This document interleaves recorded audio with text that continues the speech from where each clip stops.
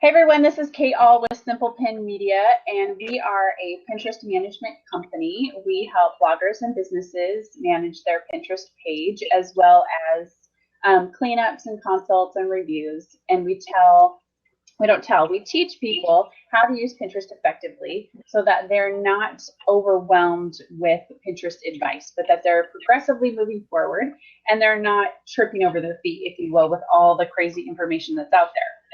So each week or even beyond that, I try to provide labs here where we interview people who are actually putting into practice some Pinterest strategies that I endorse and agree with and think are really good business building techniques.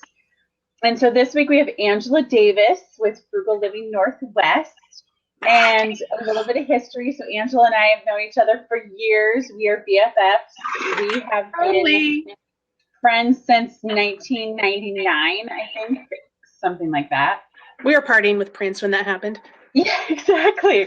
Yes, we've traveled the world together. And Angela was actually the mastermind behind the idea of Simple Pin. She was the one who basically said to me, all right, here's an idea. I think people would totally love this. And I thought, she is crazy, but I will try it and just see how it's going to work. And so she gets, 50% of the credit for this idea.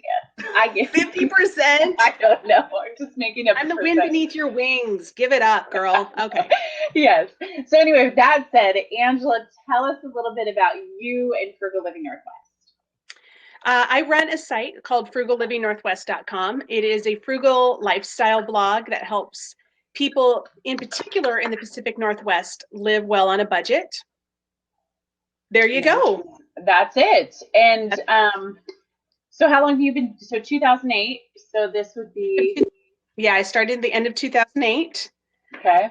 And I would say probably in 2010, I realized that we could actually make money off this blog. And so my husband and I decided to start treating it like a small business as opposed to kind of a hobby or something I did to make myself not go crazy with so many little kids.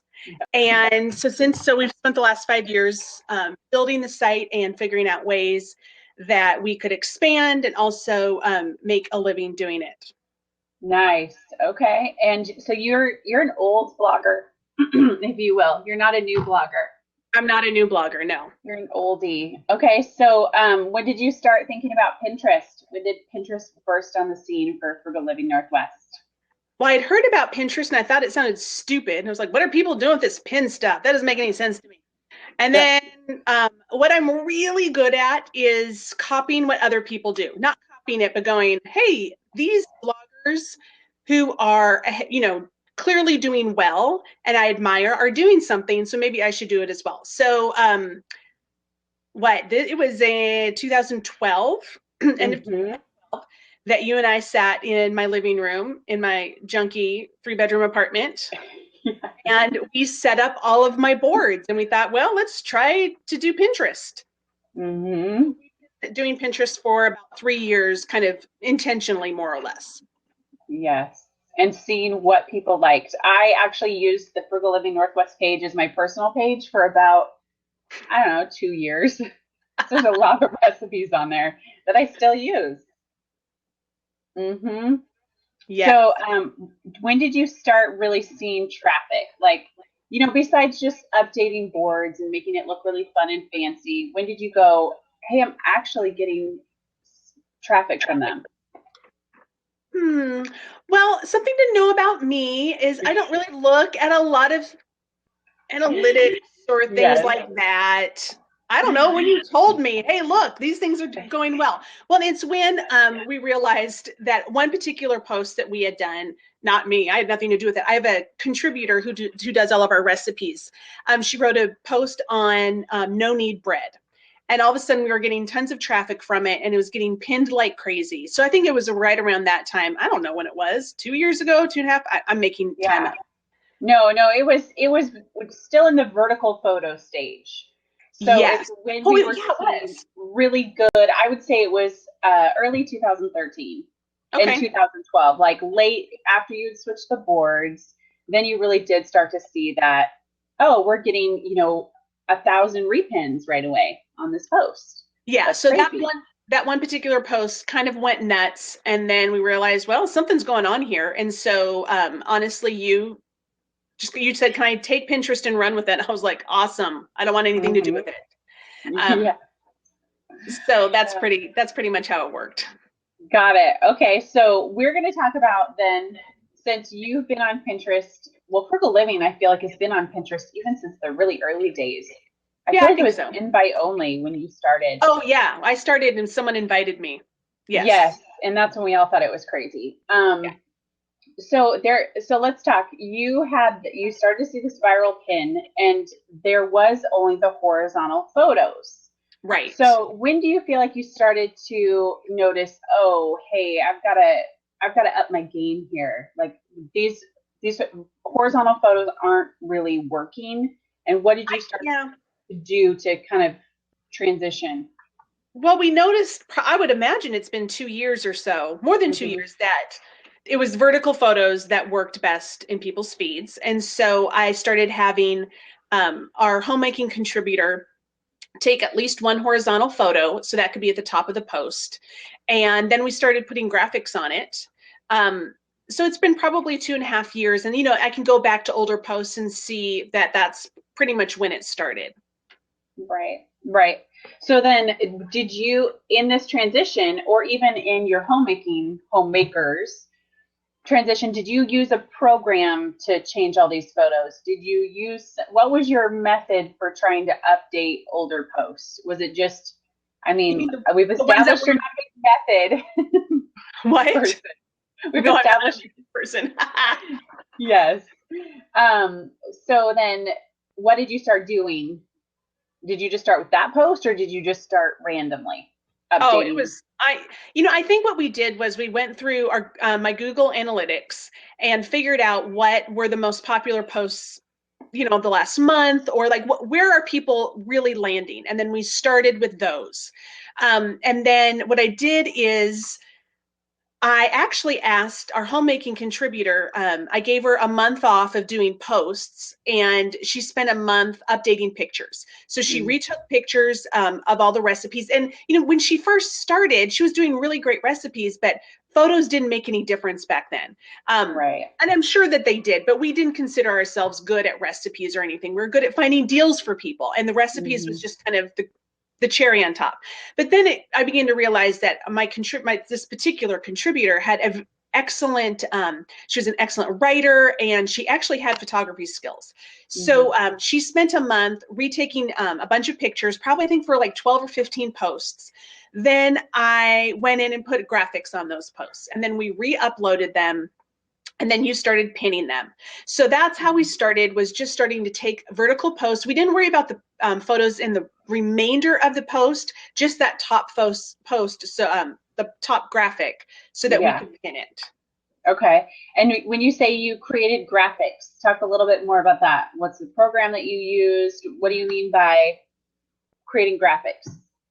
I only use PicMonkey, and I think that is, I've heard great things about Canva. I can't figure out how to use it, and I don't have a lot of time, or I don't care to learn anything else. So I have PicMonkey, and I have the Royal program, so I pay $35 a year.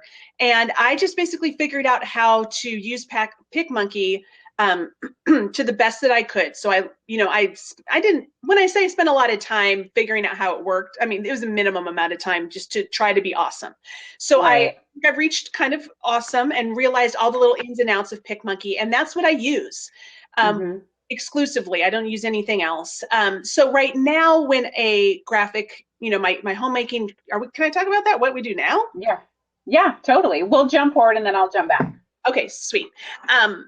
She will, she does her old post, and then I pull her top vertical graphic, and I put her picture, and then I put the words on it, and then re-upload it, and then we go from there. And then what I've done to older posts that she has not had time to take the new photos for is, do you want me to talk about this now?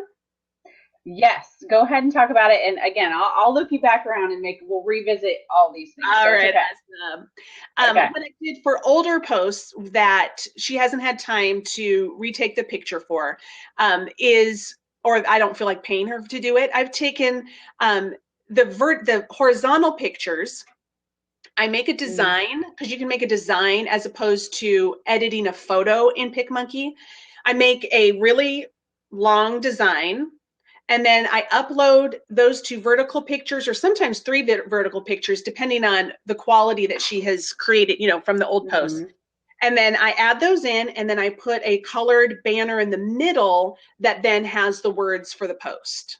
Yeah, and those are super popular because they're really long. They look great on mobile, and you use a very basic font, which is important.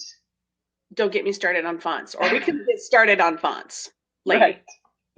Right. So, okay, so we're going to back up a little bit. Yeah. So we started with that month that she was redoing old posts. And one thing that I think is important to note here is you knew which posts were popular, number one. Yes. And did you create a list? Like, did you start an Excel sheet somewhere that everybody could kind of revisit, or how did that work? Yeah, I did. I just made a list of the most popular posts just in Google Analytics. I think I went back like 6 months or something like that. And that's what she started with. So, I traded her 1 month's worth of work for 12 posts worth of pictures. I gave those to her and then she just started working them through. And so that's where we started. And then I just continued to add to the post. I did have a VA, someone who works for me very minimally, a year or two ago. She came up with a list of posts also. She went through all of our previous homemaking content and also like frugal living type of content, non-deal stuff, and told me which posts would do well to have an updated graphic. Like, this post looks horrible, you need to fix it. So the strategies I used to fix it, I had kind of talked about it, but I'll make it a list for you, is I either had Emily redo the photos. I think I did a few photos as well. I did that vertical, taking the horizontal pictures and making it into a vertical graphic. That was the second thing. And the third thing, for those posts that either had horrific pictures and that I could not fix on PicMonkey, or they either didn't even have a photo, I would use a stock photo. So I'd purchase a stock photo for $1. Oh, sorry, I'm gonna turn my phone off. That's annoying. Cool. I purchased a stock photo and that was real general. And then I used that as my top photo and I just put the words on it. So an example of that would be, we had a really popular how to make applesauce post. The pictures, I don't know. I mean, Emily and I crack up at how bad, she must have been using a flip phone to take those things. Yeah. So there's no way to fix it. So I went on my choice, my stock photo website, that's the word of choice, and I just found a picture of some apples, or I think it was actually a picture of an applesauce that worked, where the applesauce, the applesauce was kind of at the bottom, and then there's room, room at the top where I could do a graphic. So I'm real particular when I look for stock photos, is where can I put the words? That is the only thing that matters to me, is there a place for the words that would look natural? And I use that. So it cost me $1, whereas it would have cost me a lot more money to pay Emily to make applesauce at her house to take pictures of it. And the post is done exceptionally well with that stock photo. Now, I wouldn't do that for real, particular recipes that she's come up with or that she's adapted significantly. But that works for very general recipe posts, where someone going through Pinterest doesn't really care what the applesauce looks like necessarily. They're not looking at this applesauce going, I want to make that applesauce. Whereas like a dinner or a cookie, you might want to, highlight that particular cookie and what it looks like.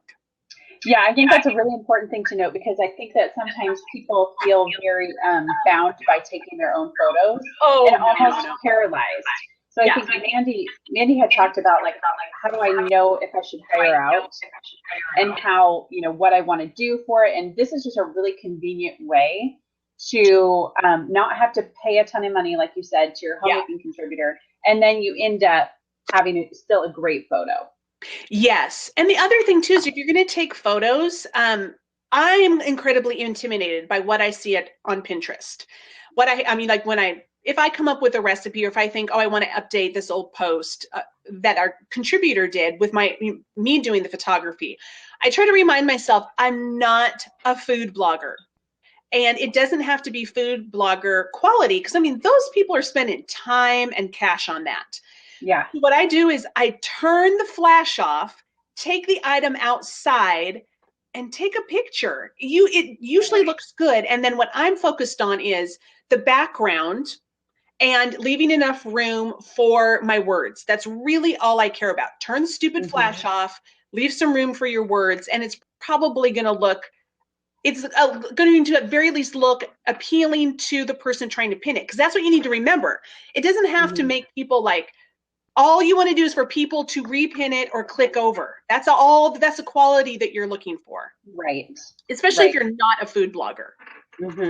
Yeah, Mandy, it won't be blurry or yellowed like the indoor kitchen lighting. That is really important. It gets that yellowy look. It just does not look good. And it is to go outside. Yeah, you really do. That's incredibly important. Okay, so we talked a lot about the photo, which is really great, but I think another strategy that you started implementing early on that I think was just genius was monetizing and linking to other content, which is a really, you can update the photo, and that's important too, because it's really that hook that what pulls people in. But there's that aspect of, okay, you're getting a ton of traffic to that post. What are you going to do to make money off of it bring them in to your tribe, if you will? So what are some things that you started doing to monetize and optimize? I have a 3-year-old banging on the door. Lucy, go ask Megan. You needed to put a sign there. Yeah, for the 3-year-old who can't read. Right. Yes. Oh my goodness, this is so funny. Okay, what did I do? I started adding Amazon links wherever I could. So okay, and describe a little bit more about like how you chose the Amazon link? Well, we would actually, my homemaking contributor, her job was to write the post and then find a product that she could highlight in that post. So an example would be a really popular no knead bread post. So she, at the bottom of the post, she has several links to different cast iron pots. She also, after we realized how well it was doing, we went in and added links and even added content about knobs that you buy for your cast iron pots. I don't know what they are. Yeah, because they were, the metal knobs were actually, people were getting burnt. And so people, Lodge created a plastic one. Yeah, so we linked to those. And so basically Emily's job is to just figure out at least one product that she can highlight at the bottom of the post. And so what that looks like is she does the whole recipe post. Then at the bottom, she screenshots a picture of the product and then says a little bit about it underneath. We do not include the price in it because Amazon prices change all the time. Sometimes we'll say like, this Danish dough whisk is so amazing. We talk about how it transforms your lives. I mean, in a very short paragraph, 2 to 3 sentences, and then say it's under $10. It's typically under $10 on Amazon, and it's always in stock, something like that. And sometimes it's like a tool that you can utilize in the recipe. Sometimes it's a cookbook. So like she was doing a lot of vegetarian posts. So on some of those posts, there's not really any items that you can highlight so much as she would do a cookbook. Here's my favorite cookbook when it comes to vegetarian cooking. And then maybe a cookie post, we would highlight like a cookie scooper or a pan that you could make those on, like a baking sheet. And then kind of, you have to get real creative when it's not a recipe post. So we also do like money saving posts, like kind of frugal inspiration. So that sometimes those get a little bit more, like you have to get creative about it. So maybe if you're talking about, I don't know, it's basically just racking your brain to figure out where can I direct people to help them implement what I'm talking about in this post. Right. And we had a question too about like any experience with product placement in your blog or pins. And I think an important thing to note about that, especially with the no need bread post, is that Emily was already taking pictures with some of the products in her like her photos would have like the dough whisk. And so we would make sure to link that. So it was really just whether it's a recipe, a craft, an article, anything like that, you want to make sure that you're just referencing at the bottom anything that was in those photos. And a new thing that I'm seeing some bloggers do that we're going to start doing at the beginning of the year is highlighting several products. And so I did have my developer, my tech guy, create a plugin for me that we'll start using soon that has little boxes at the bottom that highlights 3 products that you could use in that. So in there, we're going to be highlighting like ingredients. So not only like, this is what you can, like, here's a dough whisk or a pot or a cookie sheet, but also like, here's coconut milk if you want to buy that, realizing that a lot of people who are coming from Pinterest, for me in particular, are not my typical reader who is looking for a good deal on something or to save money. There's a lot of people who are coming from Pinterest are willing to pay for the convenience. And so I'm going to offer them that convenience, which is, you want to make this amazing coconut chicken soup, here's the links to the products where you can just have Amazon bring them to your door, as opposed to, here's the very cheapest way to buy them if you want to travel 45 minutes to Trader Joe's or something like that. And we do include that information as well, but realizing that Pinterest users are looking largely for convenience, and so I'm going to help them out with that. Yeah, and Mandy brought up a great post or great idea too that I think you've also done, is that you've taken and you've created spin-off posts of all of these. Even with the, you know, Emily has become your homemaking contributor. She's very well loved by your readers, and people really look forward to her posts. And so whatever she tends to suggest, people tend to buy. And so also doing spin-off posts of, these are Emily's favorite kitchen appliances, or kitchen tools, or anything like that. So figuring out, like, how can I take my expertise and create another post about it? So we have a list of 10 cookbooks that she wrote 3 years ago. And I just recently updated the graphics so it's vertical. And I switched out the wording in it so it wasn't about Christmas, because it was initially a Christmas post, but it was something that when people read it any time of the year, they would be engaged with it, and made a new graphic for it. And then we're starting to pin it again. Yeah. And also to ask you a question, I know what you do, but the readers might not, or the listeners might not know, is do you republish it then again on your blog, or do you just post it on Pinterest? No, we republish content. Can we go back to Amazon really fast and then go to this so I don't forget about it? One tip that a lot of people don't know about your Amazon affiliate account, which, by the way, you better be an Amazon affiliate. It's so simple. Yes, it is simple. Oh my goodness. Please go do that right now. It's super easy. Way to make money. Yeah, absolutely. Make money off your posts. Yes. Is that you can create a unique tracking link in your Amazon account so that you can track what products certain posts are selling. So for instance, let's say you're going to focus on your top 10 most trafficked posts. So go into your Amazon affiliates, and I can give you directions later. I have it somewhere how to do it. It's not very difficult. Create a unique tracking link for each of those posts. So you, like for me, I'd say FLNW / bread, FLNW / soup, something like that, just something where you know what it is. So it means something to you.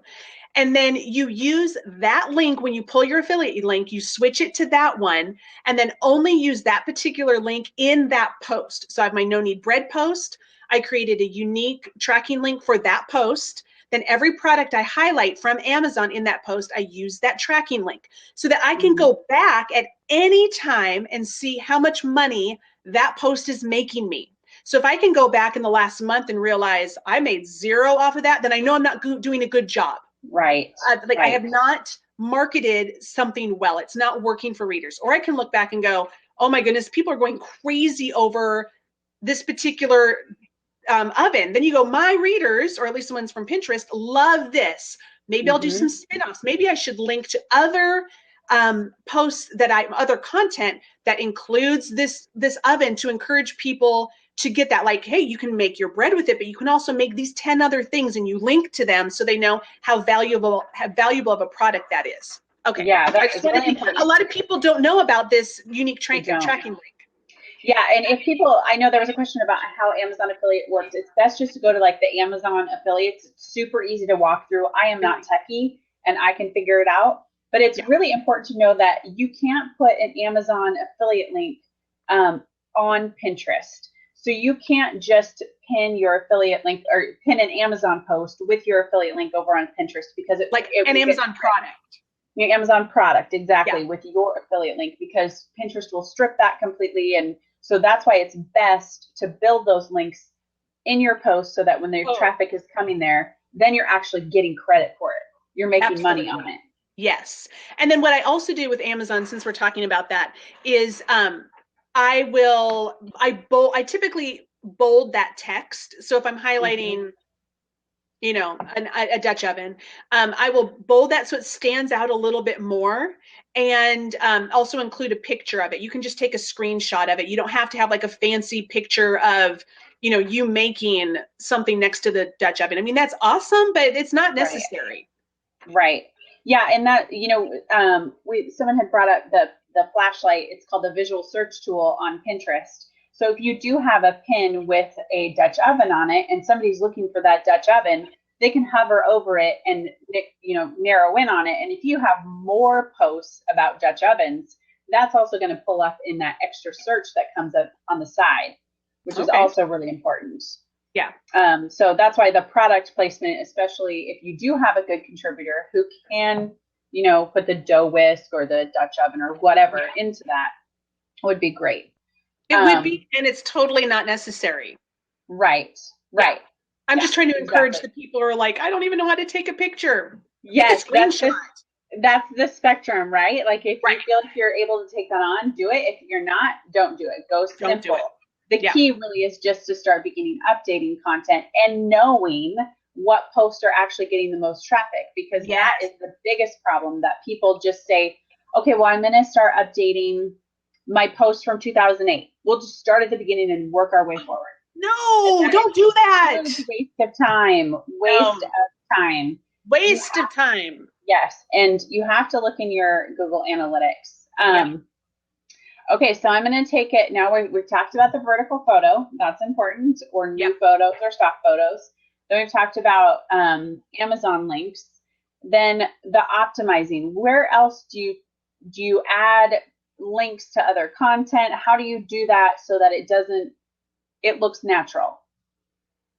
Like within the post? Yeah, so if you have another post about bread or another post about all these things, do you just throw in quick link, like big bolded links, or how do you delicately do it, if you will, so that you're getting more clicks encouraged? Well, what I do, no, that makes sense, is, and this is especially important as I go back to old content that we've written, because chances are we've written like something that was written back in 2009. We've written other posts that can be linked in the future. So I need to link back to that. So I will reread the text and go, maybe, and just figure out if it reminds me of another post we've done, then I just link to it.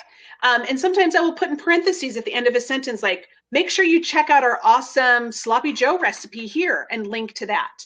So I try to figure out how many, and I don't want to make my post look like it's filled with links, but if people are reading that paragraph, they're interested in the information. And so I want them to click it. Make sure, and I feel like this is like blogging 101, but maybe someone doesn't know this. When you click it, make sure it opens in a new window, so that they can keep on that post that they were originally interested in. So if you put in an Amazon link, you better make sure that thing opens to a new window so they don't get lost. I want them to always come back to me. I want them to have to go through the extra effort of closing that tab to get rid of me. Then another thing is, at the bottom of the post, you can make a short little bullet list that says, here are some more recipes. Here's some more vegetarian recipes. Then, writing those out. In addition, we have pages, so they're not posts. So if you're in WordPress, I think even Blogger does this. I don't know for sure. It's been so long. But we've created pages that have lists of related content. So if we we have a lot of vegetarian dinner recipes. So I create a page that then lists all of the vegetarian recipes, and it's not a plugin, it's not anything fancy. I just write out the title and link to it. Then and so then you can link to that page on every single vegetarian recipe that you have. That would be so fast to do, to update that content. Then that page needs to have a vertical image, Pinterest image, and you start pinning that page as well. See, you're creating it. So that's how you create more content to pin on Pinterest without making a lot of work for you. And what I do is I look at, let's say I was making this vegetarian page. I look at all my vegetarian posts and go, which one has the best vertical picture? I grab that and then redo the image, redo graphics that would say like our best vegetarian recipes or the top 15 vegetarian recipes. So the important thing as you're taking photos and then getting them ready for your posts, save the original in your Dropbox or in a separate folder. Do not ever get rid of those originals so that you can always go back and use them for something. Maybe you can make one of those really long vertical design graphics that I talked about, and you might want to crop one of those pictures and add that in. You just have so many possibilities. Don't get rid of your pictures. Yes. Please. Yes. True. Because you will be blown away with what you can do with them. Yes. Okay. Yes. No, it's true. And I'll pause real quick. Mandy had asked a question, like, once you've updated a post, what's your pinning strategy for the new content? Do you delete the old with the old photo, or just start from pinning the new from then on out? And yes, I am not a fan of deleting anything. Do not delete it. Why would you delete it? Yes, do not delete it. You do the new strategy of just continuing to put it out there like you would any new post that you've written, and just see how it gets traction. I know that with the no knead bread post, there are a lot of different pictures of that post, and that's really great because the more images you have, the more opportunities you have for people to click, and we can see which images actually resonate really well with Pinterest followers. And so sometimes what we do is when I update a post is I will take out the old picture. It's still, I don't delete it from my WordPress dashboard. Like it still lives there, but it's just not in that post. Then I upload the new graphic and then we start pinning that. That's one way to do it. And so sometimes we do that and we just keep the post published back in 2012 or 2014. Right. Sometimes we will republish it so that it looks as though it's a new post with a new date. Because I do have dates on my site. I do not have dates in my URL. So let's go back to that so no one screws up their blog. Yes, that is important. And sometimes if I am just experimenting with a new type of graphic, but I like the one that's already in the post, or let's say like more in particular, I'm making a really, really long graphic that I do not want in my post, I upload that picture or that graphic directly to Pinterest, start the pin, go back and edit it and put the post URL in there. Yes. You should do a post about how you do that because that's kind of confusing. Yes, it is kind of confusing. And a lot of people are, the biggest step that people miss is when they upload a photo, they don't add a link in the source box. Yes. And they don't make it real easy on Pinterest. Like it seems like you should be loading the link, but you have to, like, you publish the pin, then go back and edit that pin and then add the URL. And I mean, I do it 3 seconds afterwards. And so no one's pinning my stuff the moment it goes up. Especially now with Smart Feed, it takes like 4 days for everybody to actually see it. So tons of time. You're good. Yes, exactly.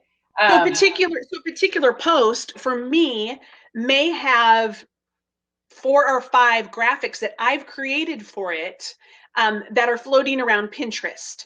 And don't be overwhelmed by that. I've done that for like a handful of posts. And that's because most of my content, I've spent the last 2 years updating it. So we're kind of at the point now where we get to experiment. So don't be overwhelmed by that idea, especially if you haven't started updating old content. Just go back and start doing your vertical photos. Don't worry about making new ones. And I'm doing that for our very popular posts because I just want to see if I add some like do a step-by-step instruction graphic, how does that do? Yeah, and also I would say that some of the older posts that you updated maybe had a font that was kind of scripty, because we weren't really thinking about mobile a little bit. So even, you're changing your font, you're changing the colors, all these other things are really fun things that you can play with. Or, if you as a blog owner don't like to do it, you can certainly hire out someone to do it for you. But it's just like you said, you've only done that on a handful of the ones that are driving the most traffic already. Yeah. So, and then I will look back and go, oh, what was I thinking 2 years ago when I created that? And then that particular graphic, and then I'll update the graphic. But again, I don't delete the file from my WordPress account. I still want that to live there, but I take it out of the post and add a new one. Yes. Yeah. And that's important. Okay. So, and we've talked about vertical, we've talked about Amazon, we've talked about optimizing. So this, I feel like, is really kind of icing on the cake. Super important thing that you've just started trying for these top posts. And that is email marketing to those particular types of Pinterest users. Because like you said in the beginning, you do have a coupons and deals Frugal Living site. So you have anywhere from a time-sensitive deal to a weekly ad to an Amazon deal to recipes and DIY. So it's really the spectrum. So you do get a ton of Pinterest traffic from this DIY recipe section. Yes. So you realized, you can expand. What did you realize when you were thinking about email marketing? And why is email marketing even important?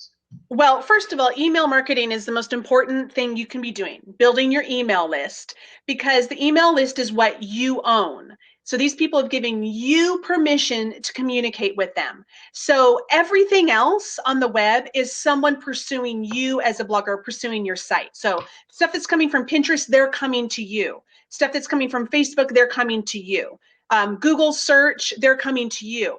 But email is the only way really that you're going to them. They've said, yeah, I guess if they've liked your page on Facebook, they're saying, yeah, give me your information. But really email marketing is, come into my sacred space, my email inbox, and I want you to communicate with me because I think you're awesome. So I realized in the last couple of months that a significant amount of my traffic is coming from Pinterest, but they're not sticking around. But I want them to stick around. I want to be able to communicate with them. So I've started a separate email list for my homemaking readers. So I created a lead magnet that was created just with a Pinterest user in mind. And then, I've pinned that and I'm trying to get that out where people are going to come and sign up for my newsletter. So then what I'm doing is I've set up an autoresponder series in my email program. Okay, so that what does autoresponder mean for the people who are like, starting what to kind she's talking about? Yes. An autoresponder is something that your email account automatically sends out to your group. So I have an autoresponder series set up that every Monday morning that person on the email list will receive an email from me. And it's all based on when they signed up for the newsletter. So it is, it's not everyone on this homemaking list is getting the same post every Monday. They're getting different posts based on when they signed up. So day number 7, so it's 7 days after they've signed up for that particular email list, they get my no need bread post. 7 days later, that next Monday, they get, I think, a soup post. 7 days later, then I'm giving them some sort of like how to save money on something post that has something to do with homemaking. So does that make sense? Like everyone's getting a Monday email, but it's different content based on when they signed up. Mm-hmm. So what I'm doing is I'm bringing my old content in the same way that when I repin things on Pinterest, my old content is getting out there. I'm giving my old content to new people so that they're able to see all this. And then at the bottom of every one of those posts, I'm saying pin this, you can pin this recipe or pin this post directly to Pinterest here. And then I put my post with the most repins that live on my boards. Yeah. That's the link I give them. Did I say that right? Yeah, that's important because a lot of people will grab a link, like let's say they have a really high repin number on a group board. While that's awesome, I don't give them that link because it sends them away from your content or away from your stuff. If you give them a link that's on your board, when they go to that, they get more of your content. Right. And I didn't spend a whole lot of time, well, I don't think you spent a lot of time, I didn't do it, trying to find that like the highest repin link. Like just find it's in your analytics. It's really easy to find. Yeah. And again, make sure that it's one that lives on your board. And so I'm giving them the link to my content. So they're going to my site, and I'm also making it easy for them to pin it as well. Mm-hmm. One big strategy that I'm doing with this is I'm creating a list that I am attempting to train to click. Yes. So I don't when I email them this recipe, I never give them the entire post within the email. I put a really pretty horizontal picture in my email. I don't give them the vertical Pinterest image, and I don't. There's no much of the email. Yeah, and there's no words on that because they're not looking for something beautiful. That's what a Pinterest user wants. It's a nice vertical picture. If I don't have a horizontal picture. I know. Landscape, what square? If I don't have a nice picture, I don't include it. Right. I put like 2 or 3 paragraphs, short paragraphs, and I make sure each paragraph only has 2 or 3 sentences max. Some of you are writing way too long of paragraphs. Cut them up, girls. Yeah. And then I say, find the rest of the recipe by clicking here. So I'm training this particular list to click to my site and click to Pinterest so that I'm not doing anything that's not going to eventually bring me money. Yeah. Because I would like to make a living at this. So that when I'm ready to do a big affiliate offer or I have a product I'd really like to highlight for them because I think they'd benefit from it, they're used to clicking stuff. Mm-hmm. So if I'm sending my entire post within that email, they're not used to clicking stuff. And then when I have an awesome affiliate offer like the ultimate homemaking bundle sales that happen, or maybe you're a food blogger and you've created your own ebook, they're not used to clicking stuff. So I want to train them to click. Yes, and I feel like what you just said is this whole other blab topic we need to kind of pull out, expand. So if anybody is overwhelmed with all of that in this, don't be. But what I would say to break it down for the super newbie that's like, okay, how do I do this? I would say you just specifically want to include a link to sign up for your email list. Like, let's start with just that because a lot of people completely forget to put a link. You can even have someone create a nice, pretty box or whatever. Just something like start there. And then we'll do another blab that really details the steps that you can expand on as you get better updating old content. Then you kind of go from there. And it could be just as easy as at the bottom of a post or in the middle of the post, say, hey, sign up for my email list so you can get more awesome recipes here. Just put that in all your popular content. Yeah. And can we just say, like, can we skip the pop-up boxes that lead people to your Facebook page or to Pinterest? That pop-up box needs to be your email list. Yes, that is really important. Or something that you are selling. Or something like that. But that is really important. We do see a lot of pop-up boxes for Facebook, which is just really taking them away from what you're doing and training them to click on face. Yes, Mandy, don't give your traffic away. Exactly. Right. It's really important. Facebook isn't giving them your stuff anyways. Right. I mean, I have 45,000 people who like me on Facebook and an amazing post that I've well crafted, like, we'll see, I'll get 500 people who look at it. No, if that, 4 maybe. Yes, that's ridiculous. And that's fine. I'm not going to complain about Facebook. They can do whatever they want, but I'm not going to highlight Facebook anymore. I'm going to highlight my email list. Yes. And that's funny. I do have a small pop-up for Facebook on my site, but I hardly get any Facebook traffic. So, we'll work on that. And everything that I just talked about, we can give you a link to some posts that I've just recently done so you can see what I'm talking about. And I didn't invent the wheel on this. I just see what other amazing bloggers who are making millions of dollars a year, I've just copied what they're doing, with my own little stuff. So you are welcome to look at my stuff, and I'll give you some links, Kate, so that they can look and see what I'm doing. Yes, I will give the No Need Bread link right now But one of the things that I think you should talk about for people who, again, maybe have one or two VAs, what would be the best way that you, I guess, the best way that you utilize your VAs, not just with your homemaking contributor, but other people to really help you not shut down? Because we know Angela kind of shuts down easily. She thinks of something, totally she's like, I'm done. But I'm done. I'm watching TV. Right, exactly. So how do you, let's say somebody has two VAs. What would be two really simple tasks that you could give one VA or both, or however, but just so that they're not doing it alone and coming up with a strategy? I would say having them figure out what posts you should be working on.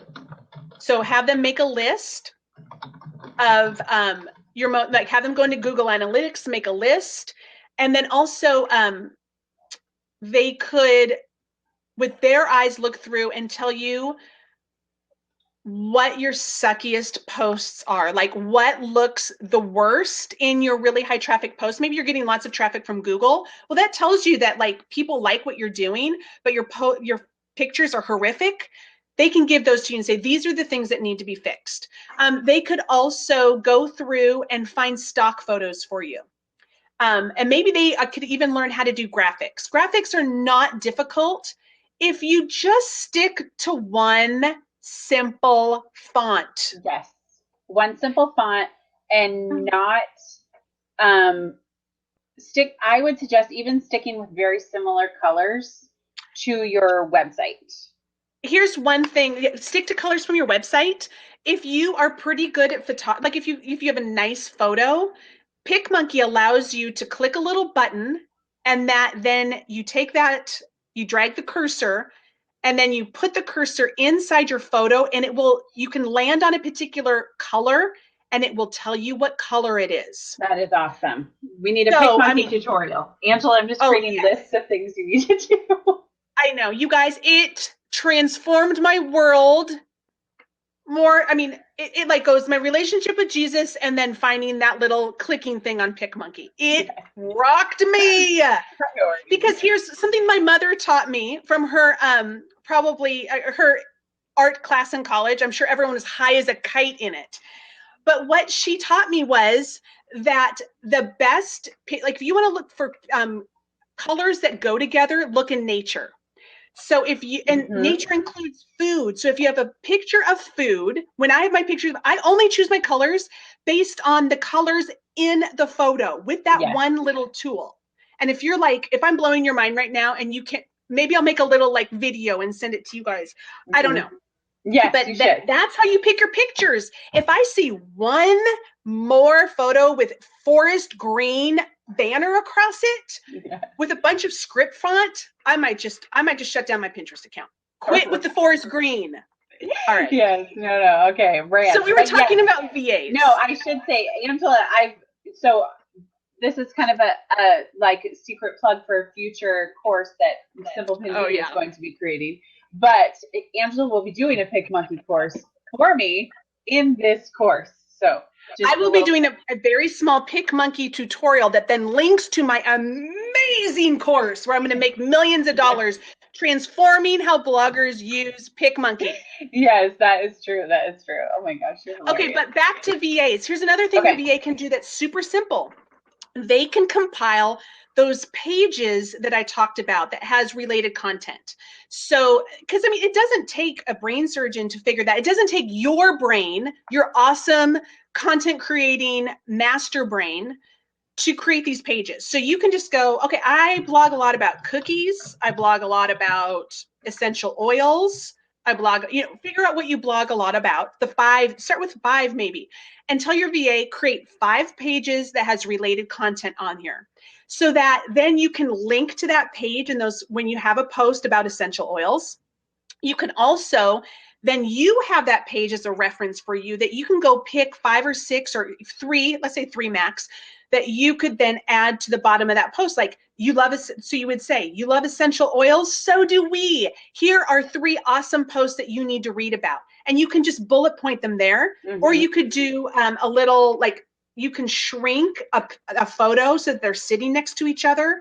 We've done that in a couple of, And in if a lot of you're not afraid of plugins like Angela is, you can use the Zementa plugin, which actually works really, really well. I'm sure it does. It'll pull those photos. Or if you want to do it manually, you can do it Angela's way. I don't trust plugins. I know you don't. Which I love. No, I mean, plugins are great. You just want to make sure that they're well supported. And what I don't want anyone to do is to invest a large amount of time getting these plugins set up that are not going to be supported later on. So that's why I like just to do it quickly manually.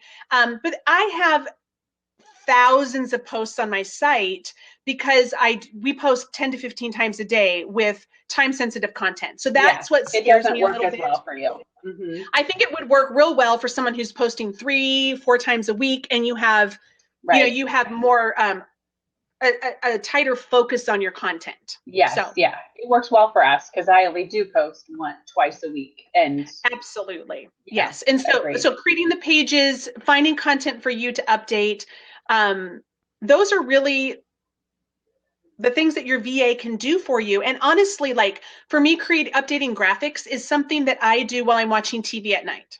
Mm-hmm. I love television, but it's something, and so it's something I can do at the same time. I don't use my work time like when I have a nanny, a babysitter at my house with my horde of children. I'm creating content during that time. So I do this updating stuff because it doesn't really require a lot of concentrated effort on my part. So just figure out when the best time to do it. And then I crank through graphics. I don't try to make one graphic and then come back and do another one, in 2 days. That doesn't work well for me because I get in a zone. Right. Also, when I'm creating content, and this would be for your VA as well, I stick to 1 or 2 fonts. If you look at my Pinterest page where we've pinned all of my content, that particular board, the fonts are all the same. I'm not being very creative about it. And it probably takes me 5 to 10 minutes on a new post. So I'm not doing anything earth shattering. I'm not like, which different fonts can I use? I usually use one font. I think that's incredibly important, and it's something that we at Simple Pen have been tracking with our data over the last year, is who is doing that and how does it affect their growth. And we find that those who don't do a huge variety of text overlays, different fonts, different colors, they do perform better because in a sense it's branded towards Frugal Living, or it's branded towards these other sites, so that when people see them, they do recognize where they're coming from. So there is a lot of validity in just going very simple and very consistent. Yeah, and so when I am kind of stuck sometimes, like what should this graphic look like? Like what should the words look like? I just search on Pinterest, kind of a similar search term. And that also helps me know what I should name that graphic. But I search and then I see what other people are doing and what looks appealing to me. And then I don't copy it, but I kind of get my inspiration from it and I make something similar. Because if I go, when I search for it, for the terms that the recipe is, and I see what's popular, I know that type of graphic people are clicking. They like the words and they like what it looks like. Yeah. And always what's on top, usually, is a very nice, simple font that doesn't overwhelm the picture. I want to highlight that picture unless the picture's horrible or really the words are what I want people to pay attention to. So I try to be strategic, but I'm always looking at Pinterest and not in my feed, but when I search certain terms to see what's appealing to me, because that's probably going to be appealing to other Pinterest users. Yeah, and the text overlay is a really big thing that Pinterest actually encourages because it pulls people into your content. You could have a picture of someone on the beach with a kid, and you could change the title any way that you wanted, and it would encourage certain types of people to click on it. Whether it's a quality time at the beach with your children or ways to save money at the beach with your children. Those are 2 different types of things that you could put on there that encourage more click-throughs. And that's another good point when you're looking for stock photos. Sometimes I get pigeonholed, like, when I'm updating content, I'm like, all right, I'm going to go look for a stock photo because I can't think of anything else to do. And I go to Pinterest to see what other photos are people using so that I can get a little bit broader. Because sometimes I might think like, if I have a post on 10 ways to save money on 10 ways to make oh gosh, 10 ways to save money by making freezer meals. My initial thought is I need to find a stock photo of a freezer meal, which by the way is the most unappealing thing you could, like, gross. No one wants to see meat. And you know what's funny is that raw chicken really does get pinned quite a bit. I'm not quite sure. But well, I think raw chicken gets pinned better than like cooked chicken. I don't know. But so what I did, I searched in this one particular post. I do have a freezer meal post. I searched to see what are some other things that what pictures that people have when it has to do with freezer meals. And I realized what would work really well is just a really cool picture of a retro freezer. It was actually not even just a freezer. It's like a green retro looking refrigerator that has a freezer on top. That's what I used. So I look for something maybe a little bit outside the box that would make people go, oh, that makes sense because she's talking about freezer meals. I have a picture of a freezer. Right. And then I also look for, this is important too, is I look for stock photos that have colors in them. So it's easier for me to figure out what colors I should use in my words. Sometimes if it's a photo that has grays, blacks, and whites, I'm paralyzed because I don't know, like, do I use orange right now? Do I use forest green? Never. Like I figure out which colors. So if there's color in my stock photo, that leads me in the direction of how I should do my fonts. And do you, Mandy was asking too, hashtag never use forest green. There you go. That's you own all of your images. Some are images that Emily's taken and others are ones that you've purchased. So you don't you dare use a Google image. You will get hosed. Someone's going to find that out. Yes, that is true. Yeah, so buy your images. I mean, I pay I think it ends up being $1 per photo that I use. And sometimes you use canstockphoto.com. That's the one I use. And there's a lot of them out there that you can use. I have not dollar photo club, something like that. I don't do a lot of research on things, so there might be something better. I don't care. This is just what I use. Right. And so about every 3 or 4 months, I pay $50 to get, actually, I think they're 50 cents each. $50 and I get 100 credits or something. I don't know. Yeah, but I just credits. And another thing that is something new that I'm playing with that just gets me so excited. I can't wait till Christmas is over that I can stop focusing on deals. Yes. Because I am getting blown away. I'm starting to incorporate icons into my graphics. If you're new at this, just pretend like I'm not talking because it's going to overwhelm you. But I found iconfinder.com and they have graphics like not photos, but like I used it on my lead magnet for my recipes. Which is on the right page. Yeah, which it's a stock pot. It's a graphic that I can't make, but it has a transparent background. So those are, I think, like $1 or $2 each. That's just going to blow me away. Now, mind you, that is on a colored background. I'm not adding an icon to a photo. And that's kind of like that's like graphics a little bit down the road. If you don't know what I'm talking about, just again, pretend like I'm not talking. But if you're using, and this would work real well for for Facebook graphics as well. If you're really, if you do well on Facebook, like Facebook likes you, you can make those with the little icons when it's a blank background or a colored background with just your words and an icon. Yes, no, that is awesome too. And okay, whew, got all this information. I have so much more to say. I know you do. We're gonna have to do like Blab Part 2 because we're nearing the hour mark, and at that point, people will start. We lose people. They're done with us. They are done. Okay, so if people want to follow along, they can go to frugallivingnorthwest.com. Hey, thanks, Mandy. You can listen to us for hours. No. Hold on, frugalliving.nw.com, because when I purchased my domain, I was stupid and didn't buy the one that says Northwest as well. So some squatter has it and wants me to pay $5,000 for it. Yes. I'm not doing that. So isn't that the worst? I know. You always buy domains in any realm of what you think. I know. I'm so dumb.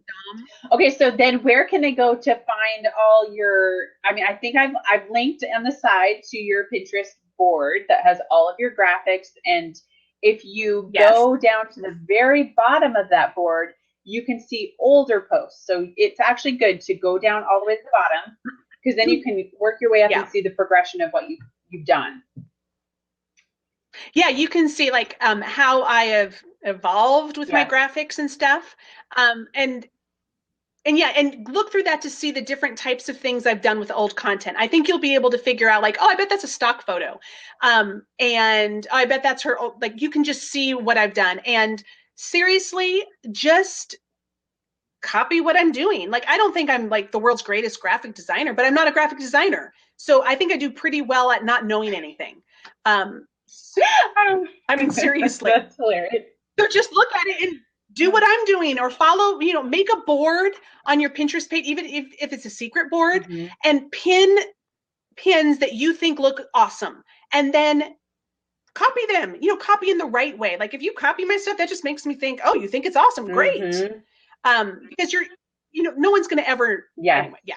So have that secret board where you're like, oh, these are awesome pins that I'm drawn to. I want to do that with my content. Yeah, I think that's really great. And I've heard a lot of other people too, who are really big experts, say that as well. Like their inspiration, it's where they get more ideas, where it jogs an idea for you, and then you create your own type of thing. Yeah. Mandy said you could make a killing doing Pinterest images for bloggers, which is really funny because Angela does my images. because I hate images. I don't like doing them. I love them. Yes. But see, the problem, Mandy, is that bloggers are cheap. And so they're like, oh, I could do this myself, so I'll pay you $2 to do it. I'm not doing it for $2. Good grief. That is true. But there are some out there who will pay more, who know the value. So they're out there. We just have to find them. If you know the value and you want to hire me, just email me. We can chat. I love it. Okay, well, thanks, Angela, so much for coming on here. I totally appreciate it and sharing your vast knowledge. And I'm sure we'll have more requests for you to come back after this. We'll repost this on the simplepinmedia.com blog over there with more links to what you talked about, links to some of your examples. And yes, hashtag bring back Angela. I love it. That's awesome. Yes, we will. And it will be great fun to talk more about taking out the parts of email and autoresponders and all that crazy stuff we've talked about today. And we'll kind of section it off into more blabs as we go along. So thanks again. Totally appreciate it. And now you can go pay attention to that 3-year-olds. All right. I'm going to pause it.